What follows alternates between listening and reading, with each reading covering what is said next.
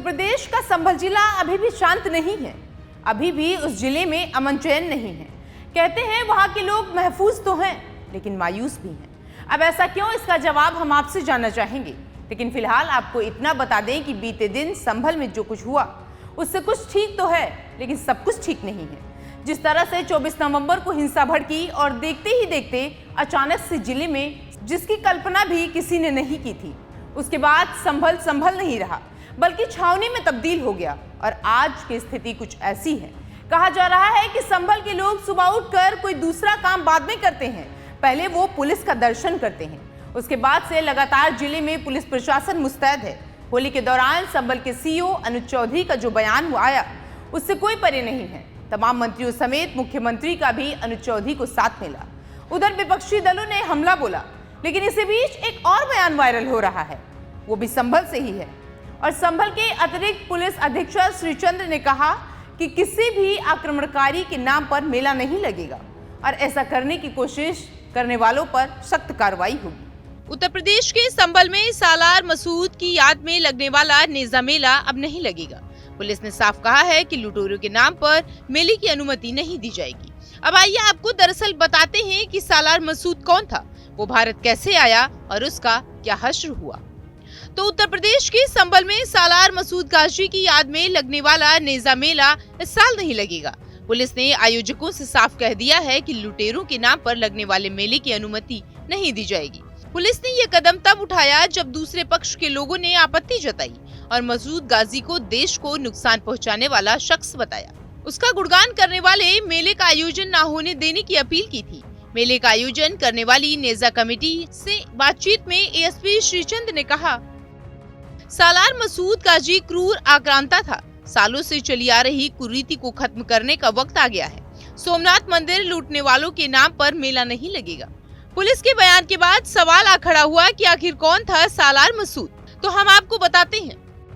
दुनिया के सबसे क्रूर शासकों में महमूद गजनवी को गिना जाता है।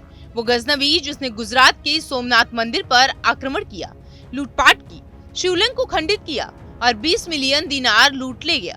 साल 1026 में भीम प्रथम के शासक के दौर में तुर्क मुस्लिम शासक मोहम्मद गजनवी ने मंदिर पर हमला किया। सालार मसूद गाजी उसी मोहम्मद गजनवी का भांजा था और सेनापति भी। उसके आतंक का कुछ ऐसा हाल था कि मंदिरों को लूटा, हिंदुओं का धर्म परिवर्तन कराया, रास्ते में जो भी रियासत आई उसे खत्म करते हुए आगे बढ़ता गया और कत्लेआम मचाया। सालार ने सबसे बड़ा हमला सोमनाथ मंदिर काठियावाड़ पर किया।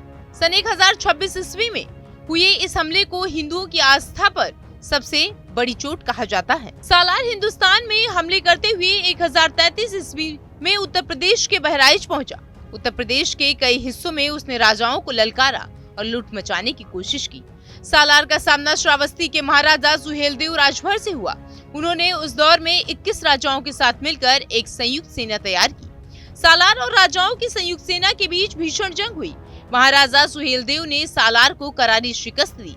जंग में हार के साथ उसे जान भी गंवानी पड़ी।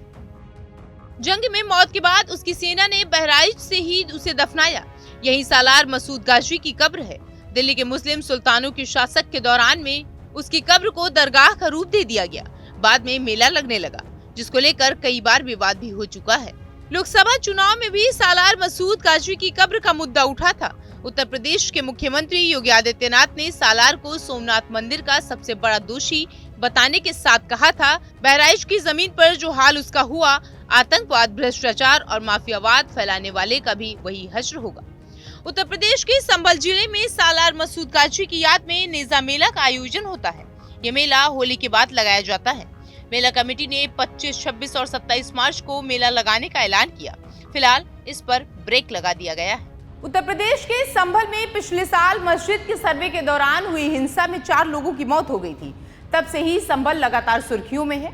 अब पुलिस ने सैयद सालार मसूद गाजी की याद में लगने वाले नेजा मेले की अनुमति देने से इनकार कर दिया है। अब देखने की बात यह होगी कि मेला का आयोजन होता है या नहीं। इसी के साथ हमारा आपसे सवाल भी है कि इस पर आपकी क्या राय है। इस पर आगे भी हमारी नजर रहेगी। फिलहाल और बाकी खबरों को देखने के लिए आप देखते रहिए जनतंत्र टीवी।